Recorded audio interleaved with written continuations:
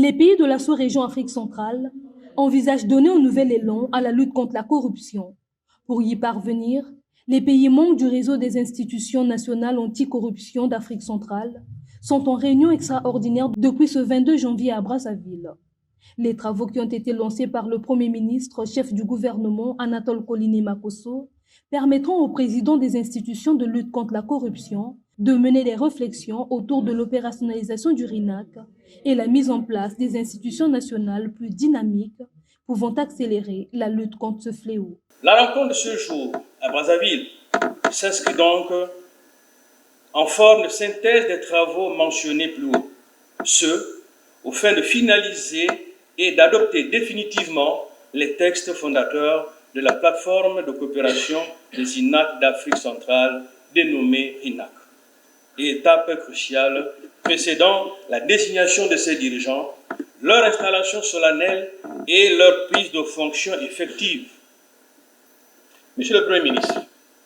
distingués invités, mesdames, messieurs, je voudrais clore mon propos sur une note d'espoir. En effet, au regard des graves menaces que le fléau de la corruption fait peser sur la sécurité de nos nations,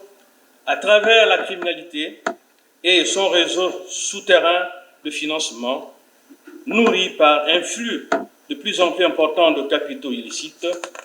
à travers également le blanchiment des fruits des détournements opérés au détriment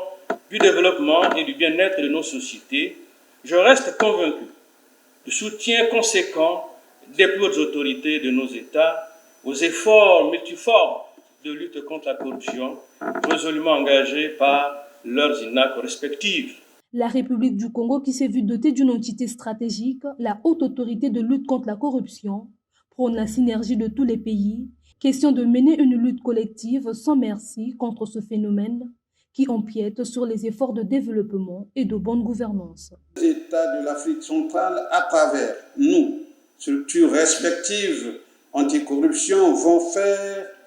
don de la somme de nos énergies et de nos intelligences afin que soit porté le flambeau de l'unité dans le travail et pour le progrès de l'Afrique centrale. Le réseau des institutions nationales anticorruption d'Afrique centrale, en sigle RINAC, qui en résulte et qui va être opérationnalisé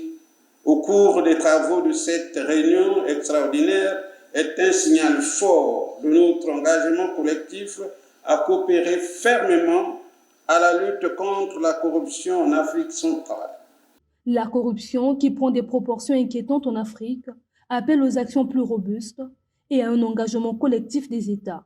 Anatole Koliné Makosso a souligné la nécessité de rendre opérationnel le RINAC. Tenant compte de l'urgence que revêt la problématique de la corruption, il y a lieu, sans attendre, de rendre opérationnelle la plateforme sous-régionale devant permettre de coordonner les efforts, les synergies, les stratégies et les actions de lutte contre la corruption dans l'espace de la CEAC. En admettant que les travaux préparatoires portant sur les consultations inter-États en vue de la constitution des textes fondateurs relatifs à l'installation du RINAC sont arrivés en phase de finalisation, la nécessité d'opérationnalisation de cette plateforme s'impose. C'est à ce titre que Brazzaville abrite donc ce jour la réunion extraordinaire consacrée à l'opérationnalisation de la mise en place de la plateforme sous-régionale des institutions nationales anticorruption de l'Afrique centrale dédiée à cette fin. Les travaux du réseau des institutions nationales anticorruption d'Afrique centrale prendront fin le 24 janvier prochain avec à la clé la finalisation et l'adoption de ces textes fondamentaux afin de renforcer son action sur le terrain.